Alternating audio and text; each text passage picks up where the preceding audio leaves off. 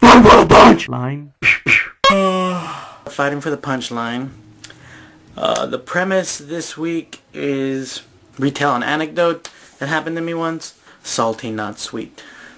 Or maybe, but it's salty, not sweet. No, whatever. One time I was at the dog park with a friend of mine, and it was a hot day, so we were bringing along some Gatorade, and there's some dogs there and people there, and we were just sitting on a bench. We didn't have any dogs, but we were wondering if it was even allowed that people without dogs can go to a dog park, but nobody said anything, although some of the owners looked kind of, weirded out and was always trying to corral back their dogs towards them. So we were just lingering on the fact that we were drinking Gatorades and talking about, I guess, nutrition or hydration, that kind of stuff.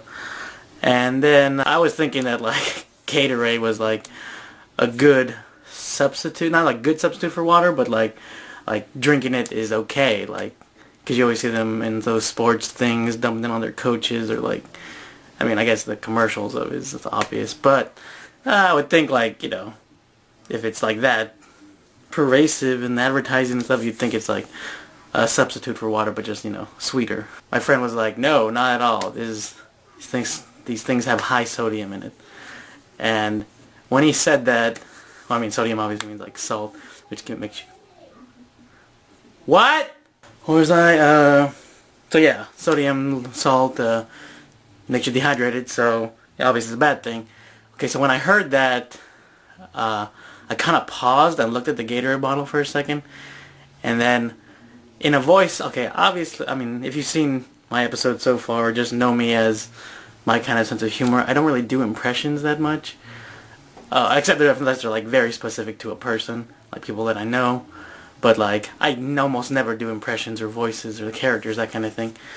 Well, I mean, okay, maybe characters, but like more as a like Anyway, I said, but it's not salt, it's sweet. But I said it in like the most stereotypical hillbilly, Ozark type accent. Usually when you do a voice or something, you think like you like have some kind of foresight to it. It kind of just came out of me. What if like that hillbilly accent is not like a rural or a dialect from like language and like from the South or something? What if it's just like an innate state of mind? I guess it's not about like being in the South makes you talk like that. It's just like being that stupid makes you talk like that. Other people in the South are stupid, but like, the South is known for a lot of like Bible thumping, anti-science kind of stuff thinking. When you think about like how much science like runs the world, and then like people will say, oh, with the Bible, this, not that like, okay, like you have to believe in evolution or all that kind of stuff, but it's just like, how do you not like give credit where credit's due to science been working out so far? That voice comes from stupidity, not from like, the South or from culture. It's just, if you're an idiot, then you will talk like that.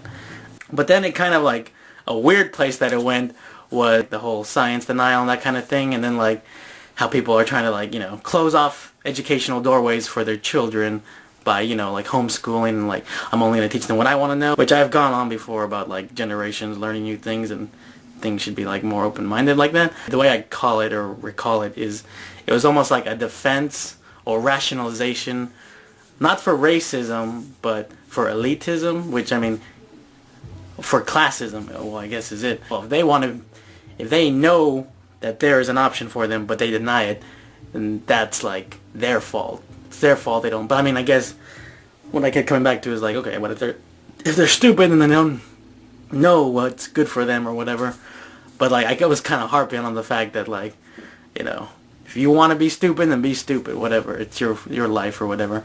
I guess people can be stupid if they want to. But the ending to this story or whatever is, or the way I ended on stage, I think the first two parts are really funny, and then the third part is kind of very like, kind of like a shocking thing to say, but I mean, I can't exactly think of a funny twist on that. But, okay, like, it seemingly ends on this, like, serious, like, fucked up tone, and then, like, the twist, or like the thing that I'm not even revealing to you until now, is me and my friend were on mushrooms at the time, so, which is honestly pretty fun, especially like if you go walking around. And honestly, when I took a shower that day before we went out, I looked into the shower head and it was like rainbows coming out, but like not in like exaggeration, like cartoon rainbows, just more like holographic holographic Yu-Gi-Oh cards or something, like the way that kind of rainbow effect. But that was like about the only kind of visual distortion I saw.